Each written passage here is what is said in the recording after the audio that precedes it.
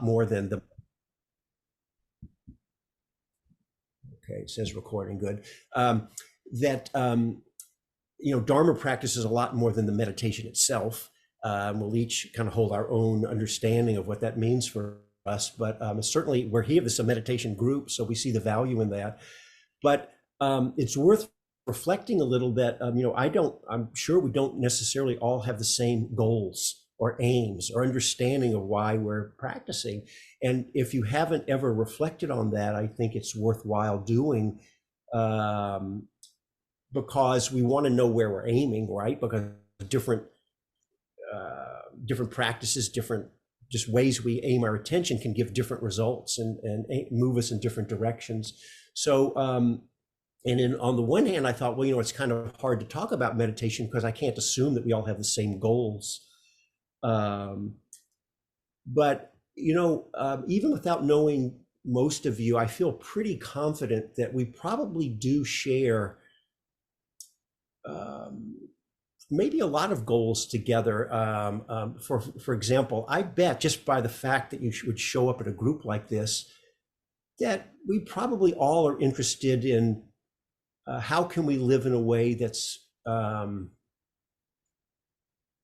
let's say, more kind, more empathetic, more, we could say, compassionate, a lot of these qualities of the heart. How can we deepen in those, and perhaps live in a way where our heart tends to close off less? I bet you that's probably true, some version of that for all of us.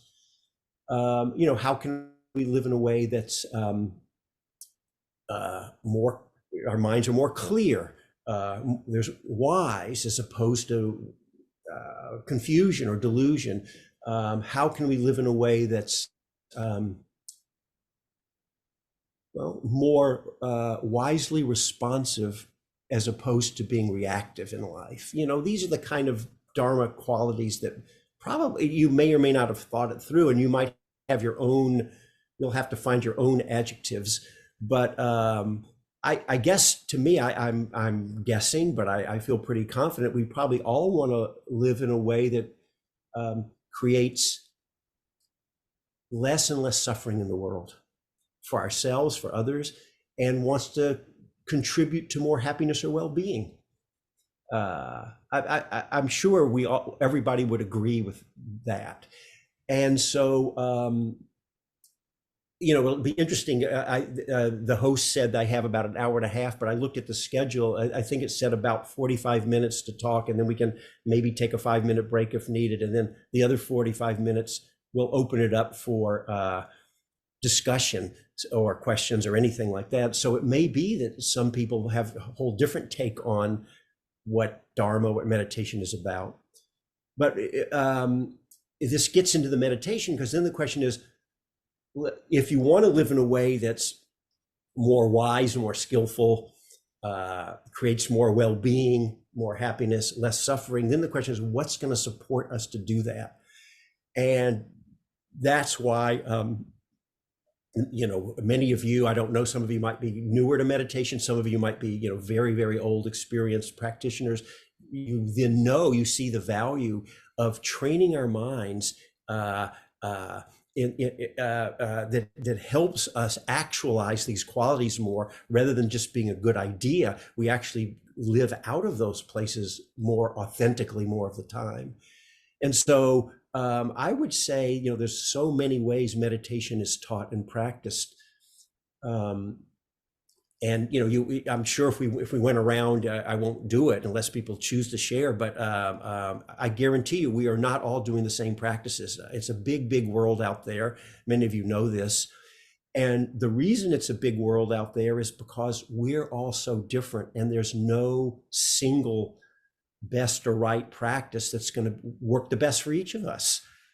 It's very, very important to find our own way and listen to our own truth. In fact, I'll come back to that in a minute, but having said that, I actually would like to pause there for a second. One way that I like to think about Dharma practice is, you could think of it as coming to become more connected with and attuned to your own inner, what would you say, your own inner truth, your own inner teacher, your own inner guidance, your own inner knowing, not necessarily in an ego sense, but there's a, we all know that if you do these practices and you bring your attention inward and we connect with ourselves more and more, then we have an inner, I like to call our inner teacher, we become more attuned and connected with that. And then the important thing for me is, what I like to support people in is like, what does that look like for each person? And it's really not for someone else to tell us, me here or anyone, like what that unfolding, that blossoming of your own inner truth or your inner teacher should look like. So one way I like to think about it is we each come to be more attuned within ourselves. And sometimes it's true, we can mistake our delusion. I don't know why I'm laughing about it. It's not always funny when that happens, but we mistake our delusion thinking it's our knowing, but that's part of the learning that comes. And so of course that can happen. But more and more I think, and I'm sure many of you probably know this for yourselves, you learn to know from experience what you can rely on and what you can trust within you. So, and it's going to look very, very, that manifestation is going to be of your own truth is going to vary a lot. It's not going to all be the same. And similarly, this gets back to what I was talking about in the meditation. The practices, the techniques, the methods we do are not all going to be the same. What works well for one person may or may not work the best for someone else. And that's the reason there's such a big range of how meditation is practiced and taught. Because no matter how you hear it taught, it worked for someone or they wouldn't be teaching that way. So one of the things, and we'll be doing this on the retreat, is some of you will be on the retreat and you've got a lot of experience and you don't really need, we're there to support each other, but you kind of know what to do and what works for you as you've learned. Some people may be newer into the practice and it's not so clear how to find your unique way. And that's one of the things that we'll want to do on the retreat is actually, if for those who need it and want it, is how do you really tune to your practice, your unfolding, what works best for you, for each of us, instead of offering some kind of one size fits all method. So for those of you on the retreat, you'll see, we'll get into the details of all that. So I say all that as a little bit of a preference because I think for me, that's very important. However, there are some commonalities.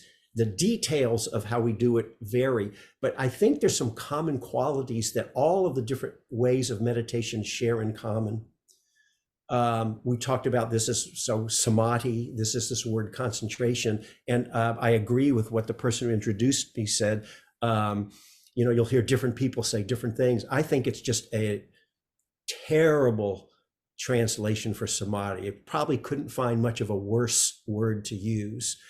I'll explain why in just a bit, but we're stuck with it because everybody uses it. So we'll continue to use it. We're kind of stuck. Oh, by the way, so we owe a tremendous debt to the early Pali language translators from more than a century ago who were translating into English. But they didn't know a lot then. So they were doing the best they could. And we got stuck with this word concentration. The problem with it is it has a lot of different connotations. And so we don't always mean the same thing when we use a term. So I'll say a little bit about that in a bit. As long as we understand what we mean, it's okay to use the word. But we just want to be clear. The word, I'll just say now, the word samadhi actually means undistracted. If you go to the root meaning of the word. And there's a lot of controversy out there about, how concentration fits in with like Vipassana and insight and mindfulness and how they all work together. If what I just said doesn't make sense, if you're newer, I'm going to explain in just a bit. So don't worry. But so different teachers will say different things, but nobody says be distracted, right? Everybody would agree if we substitute concentration for undistracted, that we can take that as far as we wish. And the more undistracted you are, that serves us the better. So in that sense, then I think a lot of the controversies about, or the disagreements about the place of concentration in meditation kind of fall away. So I would say and this will be interesting for you. I'm just going to offer my own take. I would say probably all of meditation, to me, encompasses four main qualities. So the samadhi, which we're talking about, mindfulness, insight, that's the word in Pali with a V, Vipassana. By the way, if you ever hear it with a W, like Vipassana, that's just speaking with a Burmese accent, just so you know, in case you don't get confused. They make the V sounds as a W. It's just Burmese accent. So concentration, mindfulness, insight, and the qualities of the heart, right? We call them the loving kindness, compassion. I use a lot of terms, even more than the traditional four Brahma Viharas are, the loving kindness, and there's compassion, and there's empathetic joy, and there's equanimity. And that's great. I add in empathy personally. I think empathy I'm just big on empathy. So anyway, so you can see for yourself how you relate to those four, and this is what I want to talk about, how they kind of work together, and then that will help us understand this concentration side. So the techniques, people can get very attached to their particular meditation technique or method. People will say, oh, you got to do mindfulness of breathing meditation. That's what you have to do. Well, that's been my practice for, I've been doing it 54 years. That's a long time. Geez, that is a long time. It's been my whole practice. But like all these practices, they all kind of lead into a kind of a common place, and they open up into everything else, no matter what your method is. But so people will say, oh, you got to do mindfulness of breathing. Not true. Mindfulness of breathing works great for a lot of people, but for some people, it's just not the best practice. And there's so many other techniques. I won't get into all that today. I'll just name a few. People will do loving kindness meditation as their whole practice. Meditation on sound, inner sound or outer sounds, body scans, resting and open awareness. You'll hear people talk like that. Mantra, visualizations. There's a lot of practices out there. The only question is what works best for each one of us. I was just speaking with someone yesterday they started off in TM, Transcendental Meditation, many years ago, and they worked with a mantra. That was my first practice in 1970. Mantra just didn't work for me. For this other person, it just opened up just very powerfully. So there you go. Same practice. For one person, it's a good fit. For someone else, not. So we each need to find kind of the method or the techniques that work, but we don't need to get all hung up about that. Not only that, people will not only say you have to do mindfulness of breathing, but they're very particular on where in your body you have to feel the breath. Like, oh, no, you got to feel it right up here at the nose. And somebody else is saying, no, don't listen to that person. You got to like feel into your belly, or it's just a technique. But people get very possessive about their techniques. I mean, I understand that because, I think anybody who's been around for any length of time, we learn over time that it really is a big world out there, a diverse world. And we need to be very respectful of everybody's own way. So regardless of the technique, which I don't want to get into today about the actual technique, that will be on the retreat more. I mean, if it comes up in the questions, we certainly can talk about it. But here's the basic way that I offer meditation instructions to people. And then I can use that as a way to talk more about what we mean on the samadhi side. So what I encourage people to do is help them find some practice that feels like a good practice. For a lot of people, we probably would start off with connecting with their breathing, unless they know something else, it doesn't work for some reason. And then we'll find where in the body do you connect with the breathing?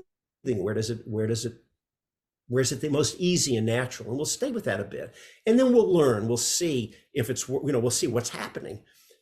Is it working? Is it not? And then we can always, it's not hard to do to figure out, oh, this is other kind of practices that might be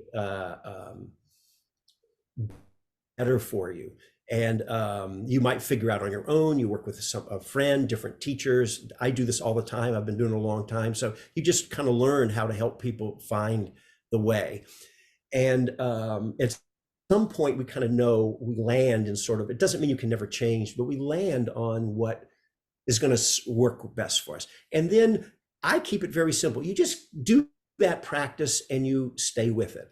And what will happen is, if you keep, let's just use an example of with the breath, but again, you know, of course, when I say breath, if you do something else in your mind, fill in whatever you do. Stay with the breath. You keep bringing your mind back and back, and your mind will, those of you who've done this and know, your mind will learn, your mind will become steadier. That's the concentration starting to happen. Just by training the mind to stay over and over, and your mind will, and you'll start to deepen. You have these feelings, and I can say more about what's the feeling when you start to deepen in the meditation, but you have some experiences of, there's ordinary consciousness, and then you can drop in deeper. What does that mean? I'll come back to that. And then what will happen is, so you're on the concentration side of the practice. You're doing things that are aiming you to settle the mind more. And there's a whole big piece here about what that looks like as it deepens. On its own, even if you're not trying to make it happen, there will be times when you can't concentrate. The mind's not settling, or you know, your mind's restless, or you're dull and sleepy, or other things come up, emotional, psychological, just other stuff's up. And rather than struggle to stay on the concentration, to keep coming back to the breath, we need to let the present moment inform what's needed. And the present moment is giving us something different. So we learn with experience to recognize, oh, wait a minute, there's something else here. And we need to work with that. We're on the insight side of the practice. We didn't have to choose. It just was what it offered up to us in the moment. And so maybe we still stay with the breath. Maybe we have to hang out with this worry or pain or grief or joy or anger or whatever. And, you know, there's a whole thing. How do we work with that? How do we be present with that? And then on its own, there'll be times when we're kind of had enough of that, or we need a break, or it settles out. We're able to concentrate again. We're back on the concentration side. And we work with that. And working in this way, we don't have this idea of we got to get anything. We just start down this path working with a practice, and then the present moment keeps just offering up for us what is reality. That's what we work with. And then in that way, we don't feel like we have to get anything. See, this is the interesting thing about meditation, that we're on a path. And it is leading somewhere. So it can feel like, oh, I've got to get something. But it's an interesting thing when you think about it. And actually, some of this that I'm talking about, I think will probably get talked about again on the Thursday night talk as an intro to the retreat. Might not be exactly like this talk, but this is kind of what I'm going to talk about, because some of the people on retreat aren't here today. And this is kind of setting the context. So if you come on the retreat, this might be, I don't write out the talks, but it'll be kind of similar, just to know that. We're trying to get somewhere. This is going to sound a little funny, but I'll explain. We're trying to get somewhere, but we're also not trying to go anywhere at all at the same time. And that can sound like, well, how can that be? But think about it. There is a path that leads somewhere. We would like to deepen in these beautiful, wholesome qualities of the heart, and learn to have a less distracted mind. It's not jumping all over the place so much. They can be more present and clear and awake, and be less automatic reactive and more, like I said earlier, wisely responsive in any situation. So we're trying to deepen all these, yes. So there's a path that leads us somewhere, but the way we get there is not trying to strive after any way we have to be, but just how do we be here? How do we be just here in the present moment without feeling like we have to get anywhere? So that's how you kind of get the best of both worlds, about we just tend to being here with no idea of anything else we have to make better. Just how do I work skillfully? And by doing that, it furthers us along the path. And in fact, the less we let go of striving, and I know this is not always easy to do. I've fallen into striving many times. We all will. Look, who doesn't want to be more clear and steady? And when you start getting into these states of samadhi, they're very pleasant. Of course, we want more of that. We don't have to pretend that we don't. Everybody wants more of it. Even those people sitting up there going, they want more of it too. I've been in all those teachers' meetings. Believe me, they're just like you. All right. They're not going to say it up in front of everyone, but I'm going to tell you that because of course you want to be more. Don't you want your heart to be more of a loving space rather than a hateful space? Of course. It feels better. Why wouldn't we want that? So we don't have to pretend we don't want all of these fruits and benefits that come from meditation. You don't have to pretend you don't want it. You can want it. And matter of fact, there's all these quotes attributed to the Buddha in the early texts where he actually, I'm paraphrasing, he says, you should just go for it. He just said, go for it. I mean, that was pretty close paraphrasing of what he said. I mean, they had formalized language. He said, don't hold back. Don't just go for it. How do you go for it without making it an object of overstriving and craving? That's the trick. So you may have to fake it a little bit, going, I don't like this, but you try to relax the best you can. That's the trick. The best we can, which is not always easy. You don't have to do it any better than you're able to.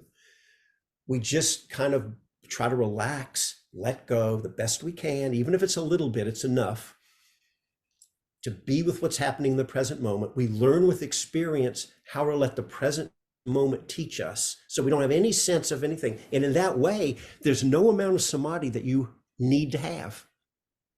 See, in this way, people do identify me as being kind of a samadhi kind of person. And that's okay. I actually don't consider myself that.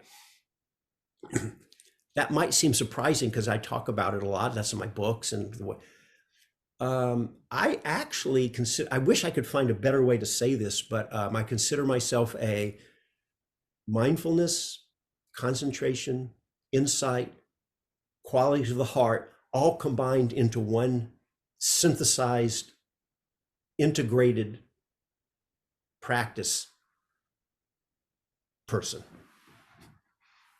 practitioner.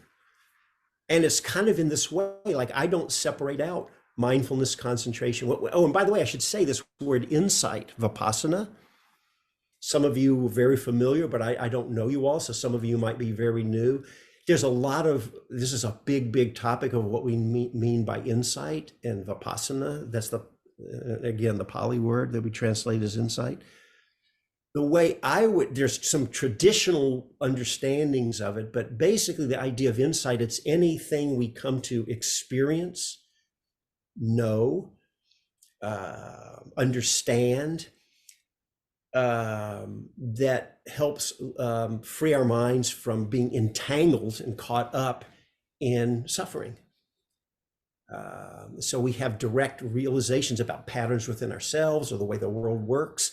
These are insights we have. There are more understandings we have. There's a lot more detail there we could talk about. So I would say the traditional understandings of insights is the ideas like impermanence, for example. The idea is if you really, really, really get it about impermanence, then the mind would let go of more. That's kind of the way an insight, the idea of insight. So if there are practices that are called insight meditation practice, and they would still want you to steady your mind a certain amount, but they mainly want to consciously put your attention on changing experience so you can really get it.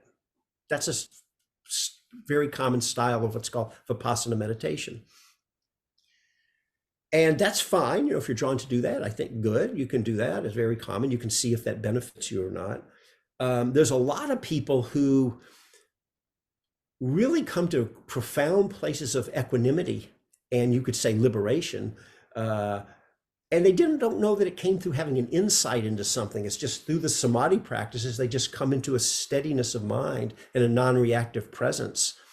and they wouldn't necessarily attribute it to insight. So it's, you know, that's fine to have the path that says insights is what's kind of gets you to where you want to go. It's great.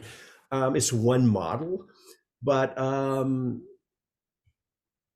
there's lots of other models out there that wouldn't be, they're the Samadhi models, and say it happens through there. And if someone says to you, oh, no, it's got to be this way, it's got to be that way, take my advice. Be polite in the moment, and you can nod and smile, but don't listen to that person. I don't care who they are. Trust me, you'll save a lot of suffering. Find your way that pick your word, liberation, enlightenment, awakening, realization, all these words. How does it manifest for you? And don't let me or anyone else tell you. We want to find your way, and you'll find that it really ends up being a combination of all of these things. We do have realizations about ourselves and the way we create suffering, insights. It comes for everybody. You might have psychological insights into ways, you know, I'll give you an example for myself. In my youth, I struggled a lot around self-esteem issues. That can take many forms. I don't mind talking about it, but I won't take time to get into the details. And I suffered a lot. And I actually, it's interesting. This is through my late teens and through my 20s. And I really viewed myself as being broken in a way. I thought I would never get out from that. And it was interesting. I did, you know, some psychotherapy, but a lot, I think, really came out of the meditation. I didn't realize it till I was in my mid to late 30s, and I hadn't thought about it in a while. I'm going, wow, what happened to all that self-esteem stuff? And I'm not claiming that I don't have, you know, when we get certain psychological wounds, I don't know if you get to the point as if you never had that particular wound. I don't know, but it's just not very operative in my life anymore. And it's like, wow, that's amazing, the kind of healing that can happen. Lots of people can find, hopefully we do get healing in life around things. Anyway, so that was an example of, because of that, I call it a wound, because of that pattern that created suffering, it actually was creating a very strong sense of self, but it was a negative, suffering generating sense of self. And as I had more realizations around that, this is insights that can come. You start to see those patterns. Hopefully there's some disentangling or letting go and healing that can happen. That would be an example of psychological insights, but it's directly related to liberation from a Dharma point of view, right? So anyway, that's just an example of how we can have insights. There's so much we can talk about on insights. So these will come for each of us in our own way. You can consciously turn the mind thinking about insights in the way you want to direct your attention. Or if you just do nothing but learn to steady your mind more, these things just come because we become so much more aware, and things that might have been covered over really kind of become revealed on their own. So you can go looking if you want, but you don't have to. Again, you'll find your own way of dealing with it. So I find that just by, for me, I've been more samadhi oriented, just by letting that, again, it won't be the same for all of you. Some of you might be mindfulness oriented, loving kindness oriented, insight oriented, Vipassana, whatever. But for me, just by steadying the mind, I found that your mind becomes more powerful and clear. You're more present. In a way, I think of it like it's like, well, I used to say it's kind of like turning the mind into a Hubble telescope, and now of course we've got the James Webb telescope. It's like turning your mind into a Webb telescope. Actually, it can also feel the opposite, like turning it into an electron microscope. The very large and the very small, it can kind of feel that way because of the power of a mind of a concentrated mind.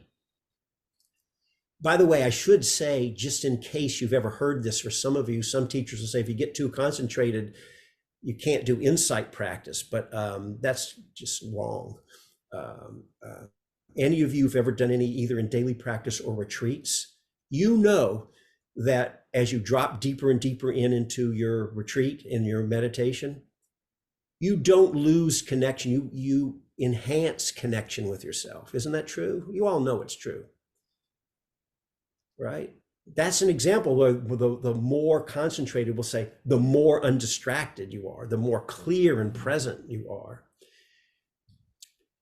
If you're during those times, if there's something going on the insight side, you're struggling, you're suffering, you know it much more. And much more, we can see the way to let go of our suffering more. So actually, this is the way that I view the mindfulness, the concentration, the insight, the heart qualities, all synthesized as one. We want to bring the qualities of the good heart in with us to practice. On the retreat, for example, we won't be doing formal practices around loving kindness. We won't take sessions to do that. But the spirit of loving kindness is going to be talked about a lot, consciously brought in through everything we're doing. So the kindness, the good heart is going to be there. You have to bring the mindfulness in. If you say, all I want to do is samadhi and get concentrated, that's fine, but you got to bring the mindfulness in to be present and know what's happening. As I've been talking about, all the insight stuff will come up anyway, so you can't separate it out. Similarly, if you think I'm doing Vipassana, insight meditation, and I'm not that interested in concentration side, well, you've got to be present with what's happening. You'll be bringing the mindfulness. You've got to, some steadiness of the mind will come, so the concentration comes in there. So you'll find your own emphasis on these different combinations of these qualities we're developing, but in practice, you can never separate them out, actually. It's not possible, even if you think you want to. They really all have to come. And again, I'm just repeating, we have to find our own way we work on that, and your way will reveal itself, right? You'll know if something feels off, whether you're with a particular practice, a particular teacher. So that's a little bit. I do want to add one more thing, and then maybe we can open it up here. Hopefully people have comments, questions, and discussion. If not, I'm prepared. I can. People who know me know I have a reputation of, you may already be getting that from me, of how would I say, a prolific word generator. So that's just how it is. So I can keep going if need be. I mentioned earlier, I threw some words out there. I realized, let me see, I said liberation, enlightenment, I think I said, realization, awakening. When I first started meditating, I was 18 years old. This was 1970. I was drawn to all of this. I was more in a Hindu-oriented yoga tradition. I lived in an ashram for a few years, and it was actually all concentration practices then. I hadn't articulated in my own mind what my goal was, but I knew there was something there I wanted, that I imagined that all those deep meditators had, and I want what they had. And it was just kind of vague like that. You maybe have very clear ideas of what your goals and aims and aspirations are. Maybe you've never thought about it that clearly, but the reason I'm saying that, it's fine, it doesn't matter.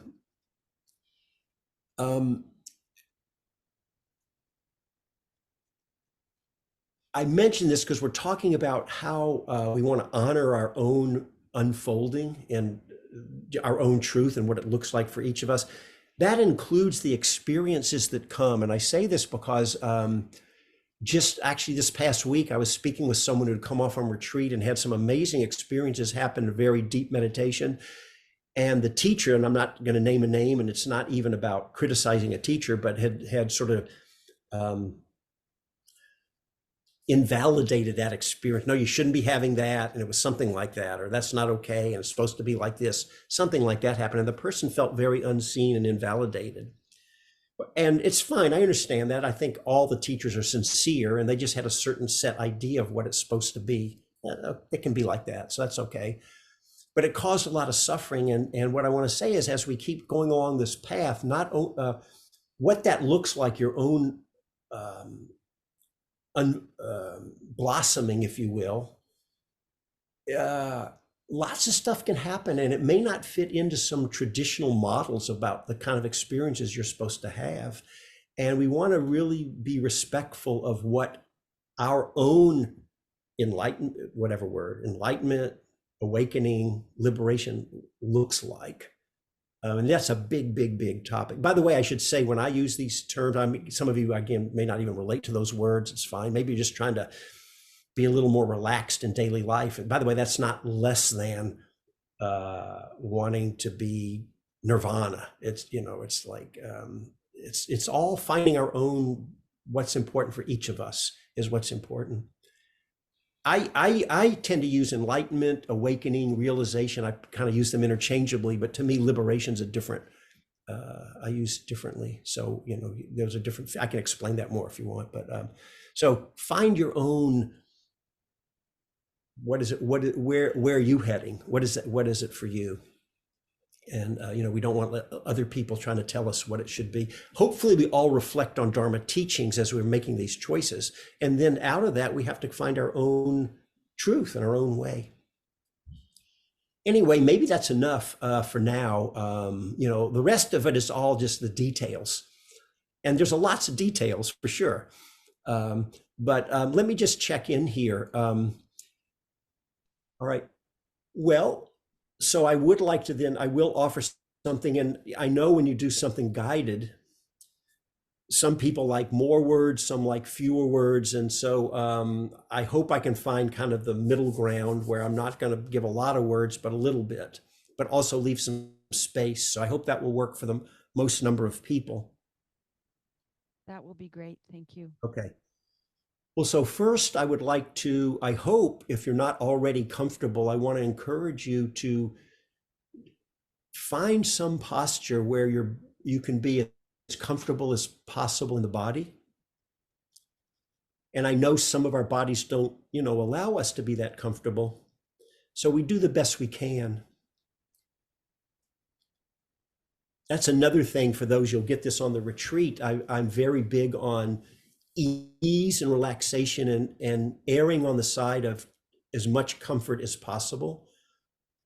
I know there are lots of traditions that want us to work with pain, and we'll all get plenty of pain to work with, so you don't have to worry about that. Pain will find us. Err on the side of comfort, and if you need to lie down, anything, just really try to get as much ease as you can for these few minutes.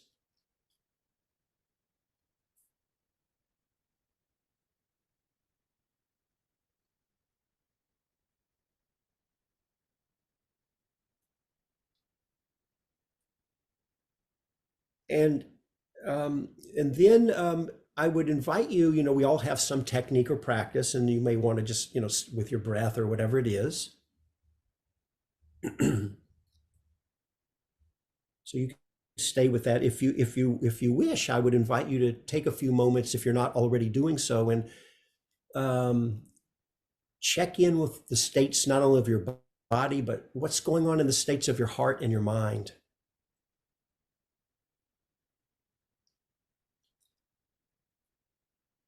There might not be much if not much is going on, then maybe there isn't that much to connect with, but especially if there's something challenging or difficult, maybe stuff that came up in our discussion today that you either like or didn't like, things you've brought in from your life with you going on.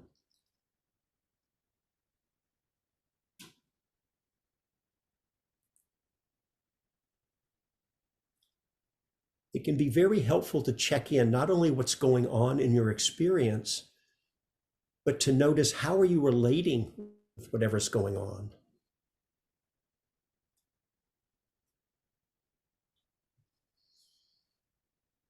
And especially if there's any area of tension or tightness or challenge or struggle, see if you might be able to let go around that just for these few minutes, just a little bit. We just do the best we can.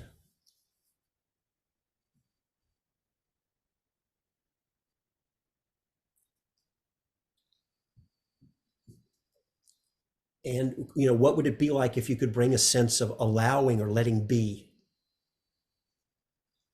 So it's really, sometimes we can fall into adversarial relationships with ourself.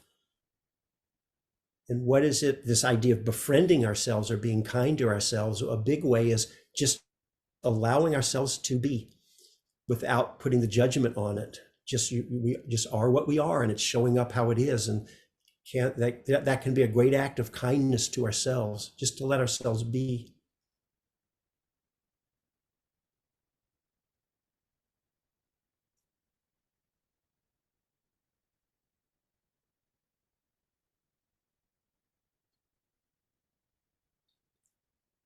If there's something going on, it's hard to let go around, hard to let be, then bring some acceptance to that place that's not able or ready yet to let go. Maybe we have to open and let that be. What's it like to be with that?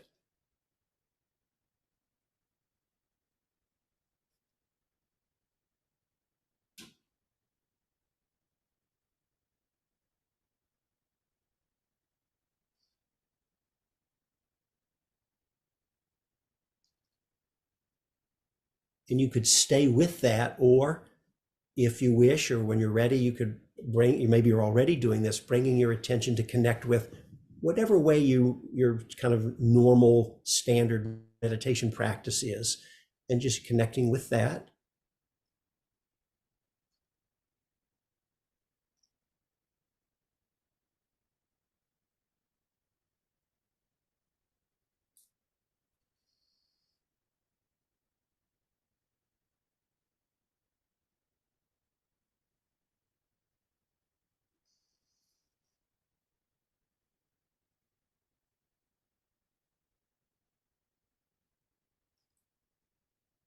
I mentioned earlier in the talk, one of the skills that we learn is the idea of becoming better at or more skilled at learning to let the present moment be our teacher. So you don't want to stir your mind up about it. You just stay with, say, your breath.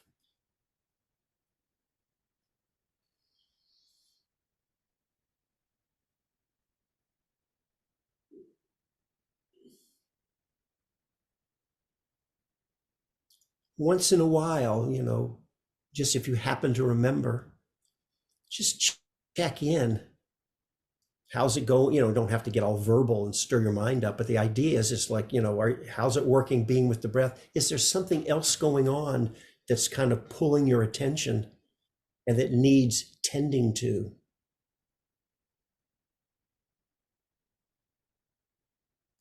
Maybe there's some other stress or tension and you need to give it a little attention to help let go around it, relax around it before you come back to the breath, or whatever it is.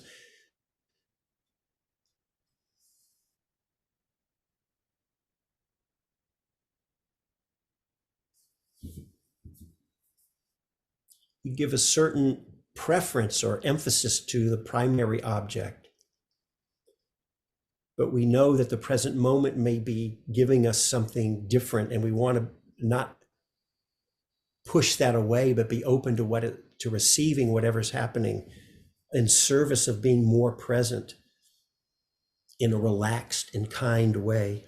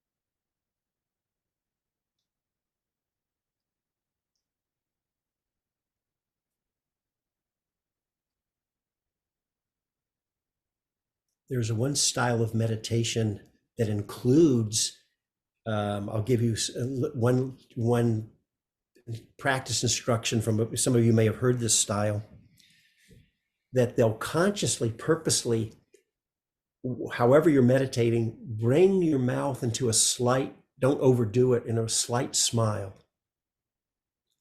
And some people don't relate to that, but some people find that it can be, they like it. It actually helps bring a general sense of just kind of a relaxation and an ease and a good feeling.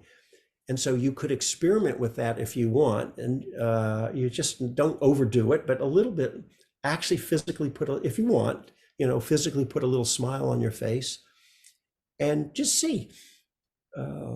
You'll know if that's something that you find useful or not.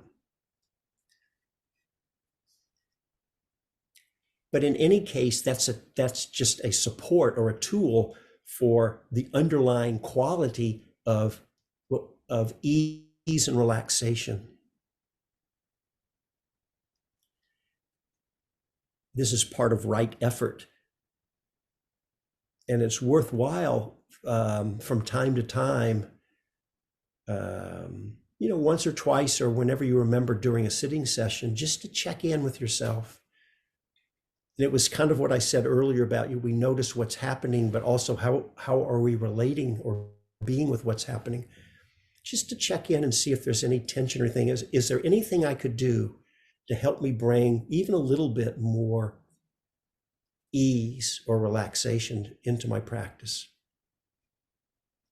Sometimes we don't know the way, and that's okay. We just, then that it'll be like that. But sometimes it can help, and then we can say, oh, maybe I can let go around this a little bit. Or maybe I physically shift my posture a little if I have to, right? That's all right. Move around a little bit if you don't overdo it.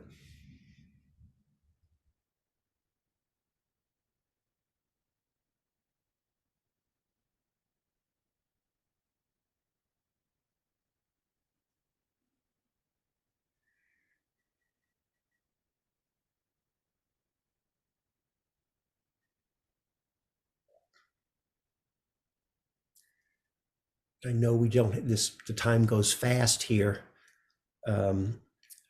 We just have maybe 2 or 3 more minutes, but I'd like to offer just one last thing that if it's useful, you can bring it in as a contemplation as part of your meditation. It's so common for people to judge their meditation by how concentrated they are or not, or how good or bad, well or poorly they think they're doing it, which is really, it's not helpful, and it's an inaccurate way to assess. The real accurate way to assess anything is by what is our intention. And so, as I just come back to the ending here, what I started with at the very beginning of the talk was, you can check in and see if it's true for you. I already know the answer. Of course it's true, or you wouldn't be here. But is it true that you want to live in a way that just simply that creates less and less suffering in the world for yourself, for others? And is it true that you want to live in a way that creates, you could say, more happiness or more well-being, again, for others and yourself?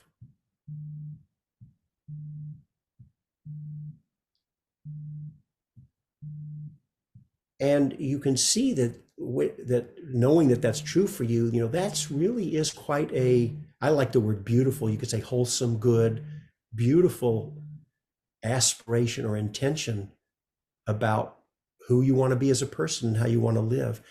If you have trouble getting in touch with your own goodness, we talk about coming to know our own suffering, and that's important, and how our minds create suffering. But that's only half the picture. It's equally important to be in touch with everything that's good and right in us. And sometimes I know for some of us that's not so easy to connect with, but we need that to support us, or we need, to connect with. That can just be a great foundation or support or ally. And if you have trouble connecting with your own goodness, just by reflecting like that can be a help. Even if it's hard to feel it, even if it's just a concept, that you really do want to show up in a way that contributes to the greater good. That's profound goodness in you, and connecting with that, hopefully that can gladden your mind. It's not egotistical to feel your own goodness. And again, I recognize for some of us that may not come so easily. That's all right. You just do the best you can. And then knowing that the more we can consciously stay in touch with our good intentions, that is what will lead us into wise and skillful action, and will lead us to what really the texts attribute to the Buddha. Almost the very last thing he is said to have told people just before he died was to make yourself a light in the world. To me, this idea of we don't have to be any good at it, but at least aspiring to contribute to the higher good, that's what it means to move in the direction of making ourselves a light in the world. So I hope you can bring that as part of your daily practice into reflecting on your own highest goodness. So I don't have a bell to ring. I would ring one now to end, but let's just, I didn't think to bring a bell here. So anyway, we'll just say, I think that will be the close for the guided part.